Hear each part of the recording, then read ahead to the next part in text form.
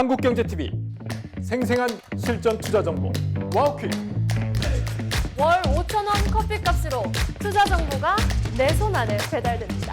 와우킥 N에서 만나요. 오늘 시장은 뉴스에 귀를 기울이고 있습니다. 시장이 귀 기울이고 있는 뉴스와 함께 분석. 오늘은요, 이영훈 IM증권 서울금융센터 이사와 함께합니다. 어서 오세요. 네, 안녕하십니까. 네, 오늘도 살펴봐야 할 뉴스가 정말 많습니다. 일단 세 가지 헤드라인부터 먼저 함께 확인해 보시면 주말 사이에 아주 뉴스를 뜨겁게 달궜던 소식이죠. 쿠팡과 관련해서 고객 정보 유출이 있었고요. 또 저희는 계속 한일령이라는 단어를 써왔는데 이제는 반일령이라는 단어까지 등장한 것 같습니다. 중국이 사실상 반일령에 나섰다는 그런 보도도 나왔고요. 마지막으로는 마이크론이 일본의 HBM 공장을 건설했다고 하는데 SK하이닉스도 삼성전자에 미칠 영향 분석해 봐야 될 것 같습니다. 첫 번째 이슈부터 함께 확인을 해보면 쿠팡 이야기를 안 할 수가 없을 것 같습니다.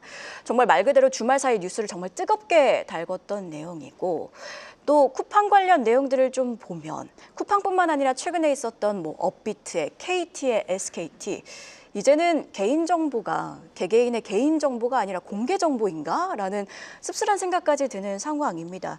보시지 쿠팡 대표 국민분들께 사과를 한다며 보안을 최우선으로 생각하겠다라고 언급을 했는데 이게 사실상 소 잃고 외양간을 고치는 격이잖아요. 소를 잃기 전에 고쳤으면 참 좋았을 텐데 보안주 관점에서 좀 생각해 볼 것들이 있는 것 같습니다. 어떻게 보셨을까요? 뭐 다 털려놓고 나서 이제 와서 그러니까요. 뭐 의미가 없는 얘기잖아요. 소를 이미 잃었죠. 그리고 왜 이런 일이 계속 반복되는지를 생각을 해볼 필요가 있는 것 같은데요. 이제 과거에 오래였었죠. SK텔레콤 그 해킹 터졌을 때만 해도 그때 부각이 됐었던 게 뭐였냐면은 그 수익성 때문에 전년 대비해가지고 보안 관련 투자를 갖다 반으로 줄였었던 거거든요. 그러니까 맨날 이런 일이 터질 때만 되면은 그냥 막 여기저기서 막 왈가왈부만 많았었던 거지 실질적으로 거기에 대한 대책이 전무했었던 거고 그다음에 이런 규정에 대한 것들이 강화되어 있지 않았던 측면이 계속해가지고 이런 거를 반복적으로 일 터지면은 나와서 사과 한번 하고 끝나는 식이 반복이 되다 보니까 여기에 대해서 중요성을 전혀 인식을 못하고 있는 것 같습니다. 근데 개인정보의 가치는 금액으로 환산하기가 어렵습니다. 사실은 우리나라에서는 이런 부분에 있어가지고 좀 더 강력하게 규제책이 나와야 되는데 회사 하나 망한다고 생각할 정도로 갖다가 규제를 굉장히 강화시킬 필요가 있다는 얘기죠.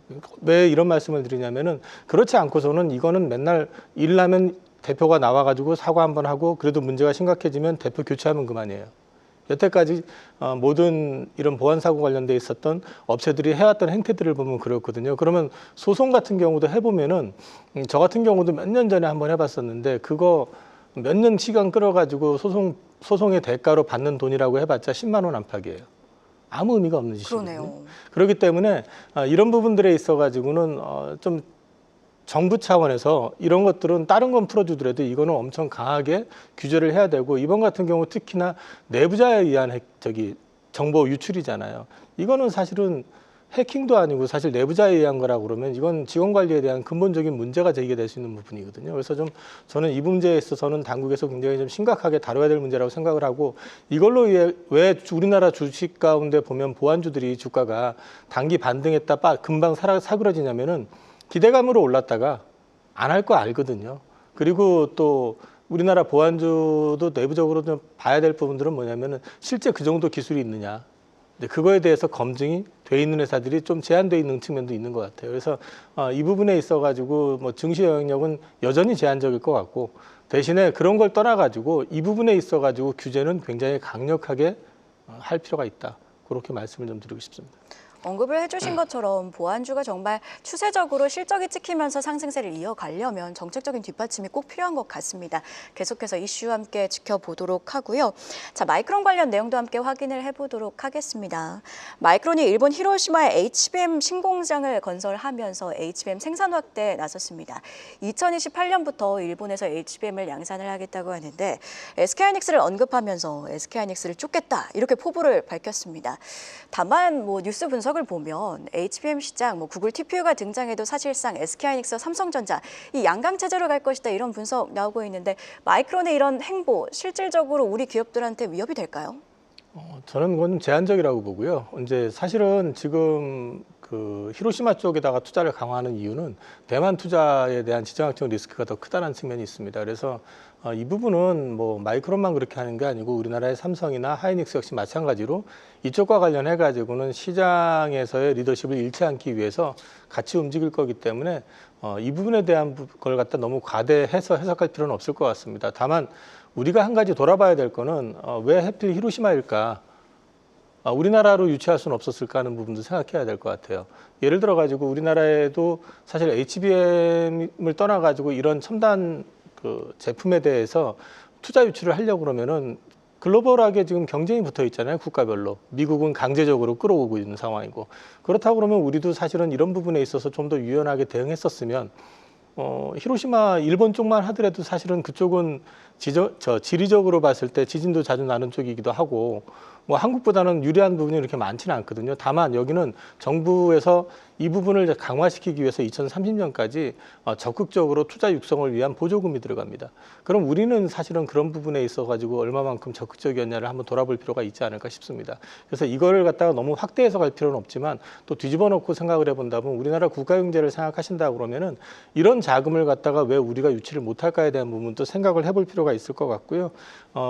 사실은 마이크론 테크놀로지의 HBM 시장에서의 우리 업체들과의 경쟁이라고 했을 때는 사실 우리가 제일 조심해야 되는 거는 인력 관리 문제입니다. 인력만 잘 관리하면은, 그러니까 내부 인력이 마이크론으로 넘어가서 기술이 넘어가지 않게끔만 잘 관리한다 그러면 우리가 그렇게 이 부분에 있어서 고민할 지점은 아닌 것 같습니다. 발상의 전환 관점으로 좀 여러 가지를 짚어주셨는데 발상의 전환 관점에서 한 가지 더 여쭤보면 지금 마이크론이 이렇게 일본에서 HBM 공장을 만든다는 건 우리나라 같은 경우는 한미반도체 같이 HBM에 있어서는 꼭 들어가야 하는 장비들을 가진 기업들이 있잖아요. 그런 장비주 관점에서는 좀 수혜가 가능하지 않을까요? 마이크론 테크놀로지의 주 거래처 중에 하나가 한미 반도체거든요. 그래서 한미 반도체 같은 경우는 당연히 수혜가 될 수 있을 거라고 봅니다. 근데 한미 반도체는 사실 이제 최대 공급처가 될 수 있는 쪽은 원래 SK 하이닉스인데 그 부분에서 약간 지금 노이즈가 있다 보니까 시장에서는 주가가 약간 좀 주춤하고 있는 것 같습니다. 결국에는 한미 반도체는 주 매출처를 좀 체크해 볼 필요가 있겠네요. 자, 이렇게 뉴스 두 가지 좀 집중 분석을 했는데 추가적으로 헤드라인들을 함께 확인해 보면 주말 사이 뉴스가 워낙 많았죠. 트럼프 미국 대통령이 SNS에 또 글을 올렸더라고요. 베네수엘라 영공 폐쇄를 언급하면서 워싱턴 포스트와 같은 외신들에서는 공습 전에 첫 조치다. 이렇게 분석을 하기도 했습니다. 방산주에 좀 어떤 영향이 있을지 함께 확인을 해봐야 될 것 같고 또 약가 전면 개편 소식과 함께 에코프로가 헝가리에서 공장을 준공한다는 소식, 유럽 시장 공략 본격화에 나섰다는 소식이 있었습니다. 약가 전면 개편 관련 이슈부터 함께 확인을 해보도록 하겠습니다. 약가 개편안, 제가 좀 찾아보니까 보건복지부가 거의 13년 만에 약가 제도를 손질했다고 합니다. 내용을 좀 보니까 복지약 가격은 인하하고 유연 계약제를 좀 도입을 한다고 하는데 이게 사실 제약 업계에서는 좀 계산기를 잘 두드려봐야 되는 이슈인 것 같습니다. 왜냐하면 약가를 내린다는 건 결국에는 수익성에 좀 빨간불이 켜졌다 이런 내용인 것 같은데 어떻게 보고 계세요? 제네릭 의약품에 대해서 기존에는 지금 53.55% 선에서 맞췄던 걸 갖다 40%대로 낮추겠다는 얘기거든요. 이 얘기는 그러니까 제네릭이라고 하는 건 복제약이니까 그거를 가격을 더 낮춰가지고 일반인들 또는 이제 그 의료 재정에 있어가지고 플러스 효과를 주겠다라는 거죠. 약값을 낮추게 될 경우에는 지출하는 비용 자체가 그만큼 줄어들게 될 테니까. 그럼 뒤집어 놓고 얘기하면은 파는 입장에서는 그만큼 마진이 줄어든다는 얘기이기 때문에 이 부분에 있어가지고는 제약업계 입장에서는 되게 부정적인 게 맞습니다.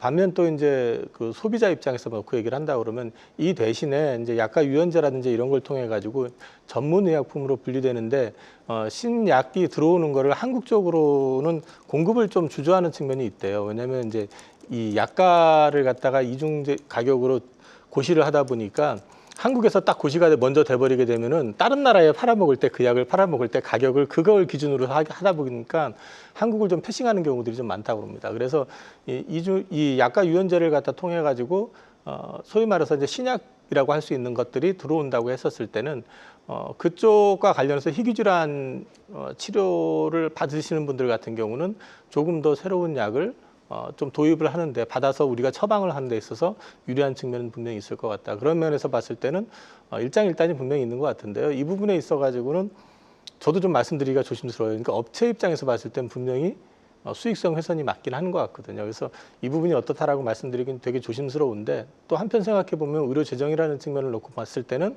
또 이거를 갖다가 풀어나가기 위한 방법이 여러 가지가 있겠지만은 국민의 어떤 부담을 좀 줄여나가면서 갈 수 있는 방법 중에 하나라고 생각을 해서 이 제도를 시행하는 것 같습니다. 결국에는 뭐 제약 업체들이 IR을 할 때 어떻게 약가 인하에 대처를 할지 이런 부분들도 좀 디테일하게 실적 발표 때 체크를 해가면서 투자 그 전략 세워보시면 좋을 것 같습니다. 자, 에코프로 이슈도 함께 확인을 해보도록 할게요. 에코프로가 지금 헝가리에 공장을 준공한다고 합니다. 유럽 현지에서 신공장을 좀 준설을 하면서 배터리 소재 공급망 강화에 나선 모습인데요. 유럽 시장 공략 본격화가 시작됐다 이런 분석들이 나오고 있더라고요. 관련 이슈 진단 부탁드립니다.